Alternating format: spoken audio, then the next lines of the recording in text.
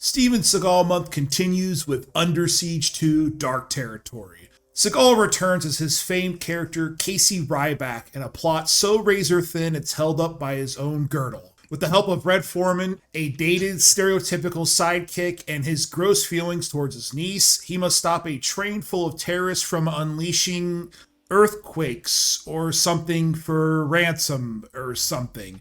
I don't know, but at least I'm not in pain like I was during Submerged. Pop Tot, this is kind of, I guess, my pick of sorts. What did you think of Under Siege 2? Well, I mean, if you're going to watch Submerged and then go to a movie like this, it's like a palate cleansing. So far, you're like, this movie deserves an Oscar. Yeah, this is the greatest movie ever. This is crazy. What are you writing? It's a book.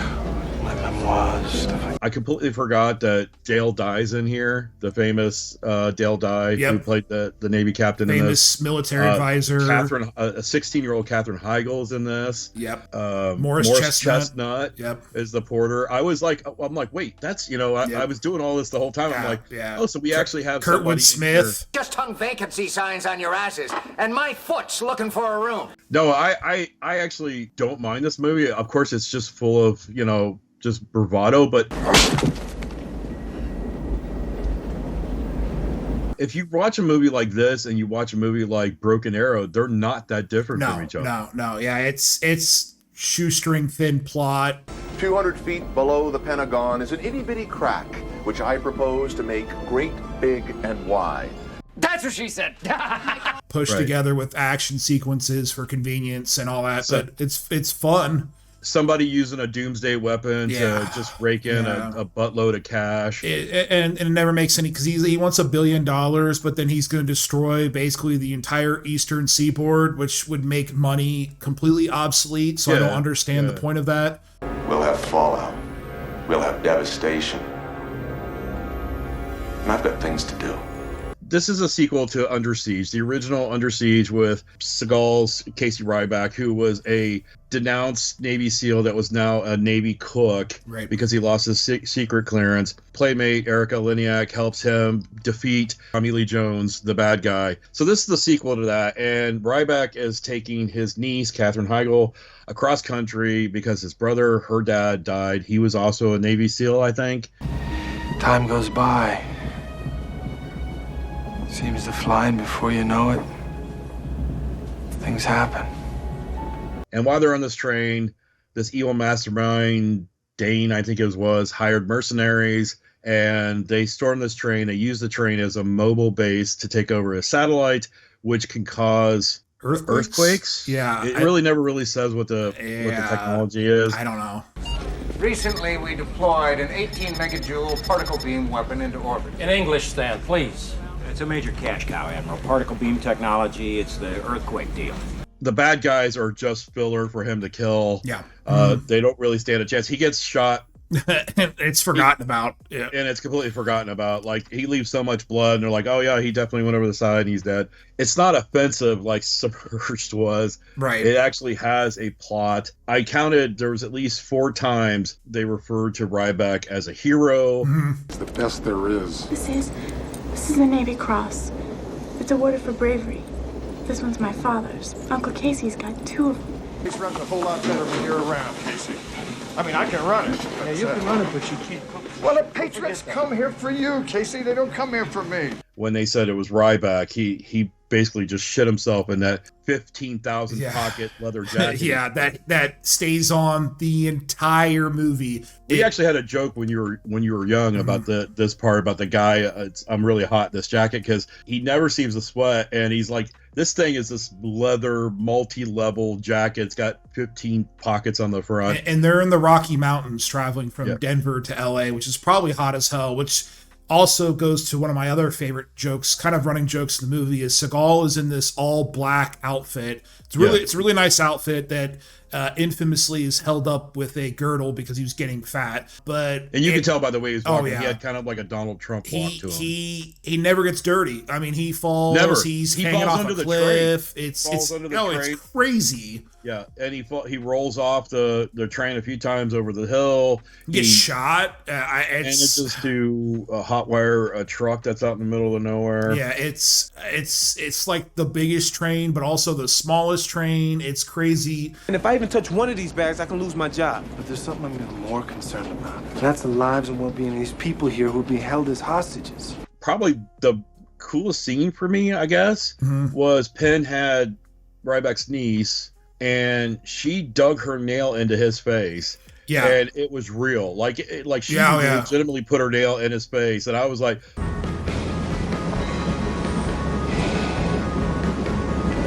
"Oh, that's not fake." Yeah, and it left like an indentation in his cheek. It was part like 8 of how many creepy scenes can we have with 16-year-old Katherine Heigl? Because this was taken.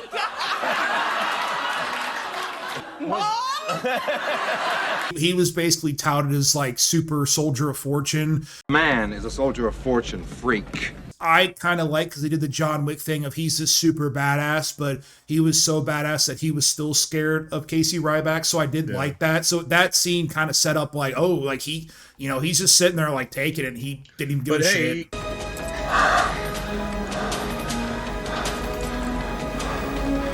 Oh, that's nasty. He lasted a little longer than Tommy Lee Jones in the first one. That fight was always just so short.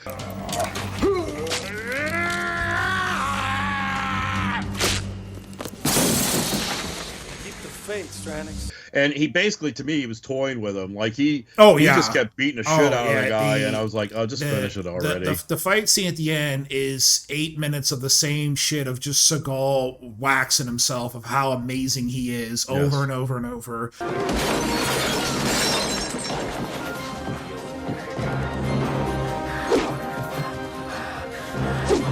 There is a beautiful setup in this movie that I was hoping would hit, and he is working around with the porter. They break into a bathroom, and there's a woman in there, and on the other side is a bad guy, and he's like knocking on the door. She opens the door, and her chest is revealing, and the guy's like, oh, like just being a doofus, and Seagal knocks him in the face, and I'm like, please just say something just so stupid. And of course he does. Gets the knife for her. Yes, like I needed that. It's so stupid. It was funny. It's so that time frame. Gets the knife for her. And the Oscar goes to this being a Seagal movie, because Under Siege, you got the Erica Liniak was a playmate. You got to see her boobs. So at the beginning of the movie was the spy satellite was seeing boobs on a beach. Oh my god, yeah, that whole scene was I hate the word cringe, but man, it was cringe. It just went on for and what was with the the two captains, the man and woman that they had the codes. I was kind of thinking, I forgot the movie. I was kind of thinking, oh, she might be the bad guy. That's what I thought too. She's in on it, but she wasn't. They're still here. I don't need them anymore. They can go now. Didn't really add anything. But go back to the beginning. That same woman that pitched over her boss, who's played by the CIA guy, he was like hitting on her. It was creepy. It was super creepy. Yeah, it was just really weird. I already have plans. Yeah, sure, I understand. I thought it was funny because, Ryback jumps out of the back. He gets on the helicopter. All the good guys are in the helicopter. They saved all the people. The train hits the gas train. It's over a bridge. It starts exploding. And the Admiral, he's like, yeah, this is Casey Ryback. The hostages are safe. Yeah!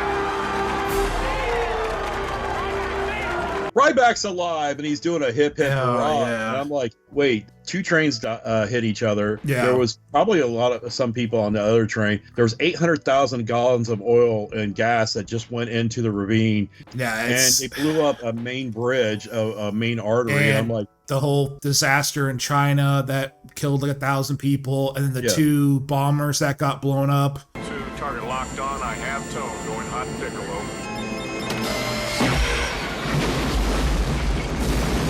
But Ryback's alive. Ryback's Not alive. to mention the Admiral just earlier had sent those 2 F-117s to blow up Ryback. Matt Reeves wrote this, who would later do the last 2 Apes movies and then the Batman. He also did Cloverfield. And then apparently Morris Chestnut said all of his dialogue was rewritten by Seagal. You want me teaching her all that jujitsu shit? I taught her a thing or 2.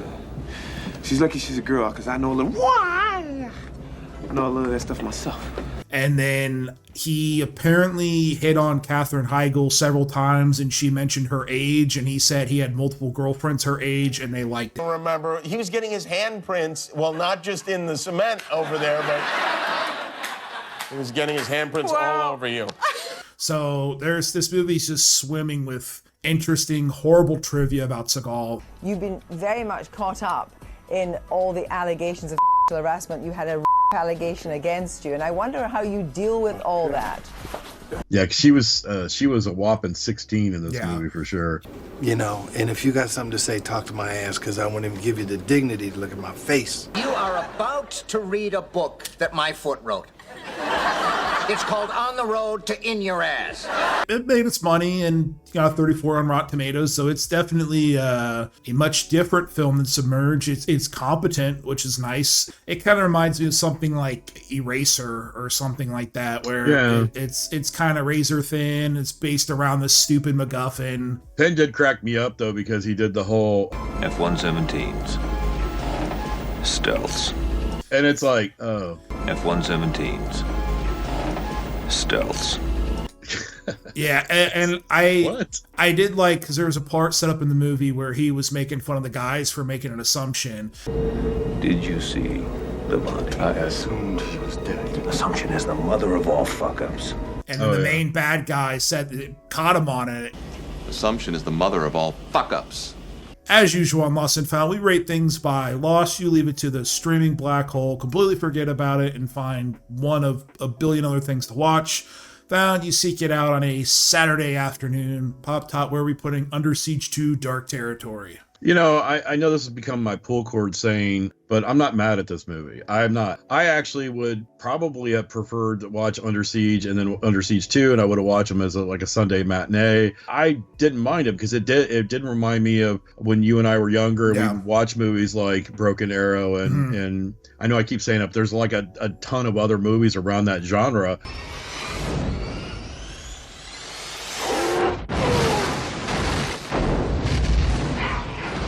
This wasn't bad. I mean, it was Seagal in his heyday, really. Or what's left on of the it. other side of his heyday. Right.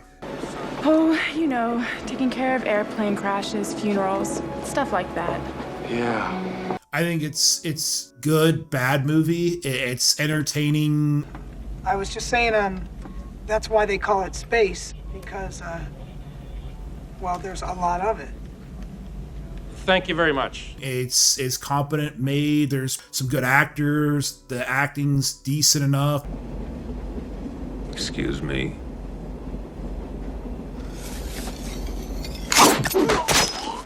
There's some good one-liners. The action scenes are stupid.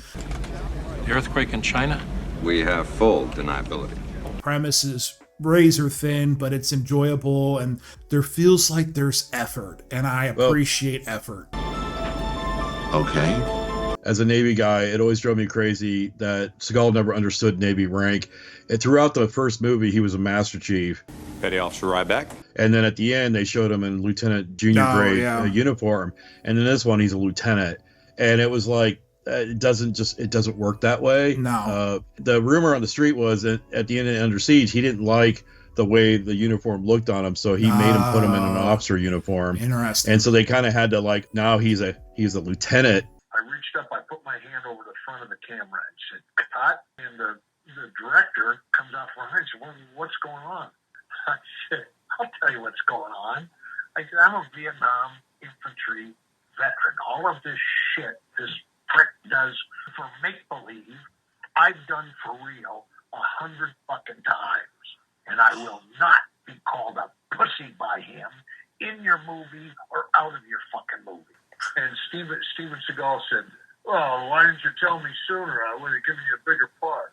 I think it's worth checking out, especially, maybe we have rose-colored glasses because of what we went through, but because Submerge makes you see it. I mean, you go outside, everything's got color and contrast, and you really want to hold your loved ones and all that. So we're on a choo-choo. But as usual, thank you guys so much for watching. Be sure to leave us your recommendations. We still have more Seagal month to come. Please comment and subscribe. Share it with your great Aunt Vicky and let her know that we really like her. And thanks, Vicky. We'll see you guys on the next one. Bye, guys. Thanks, guys. It's to die for.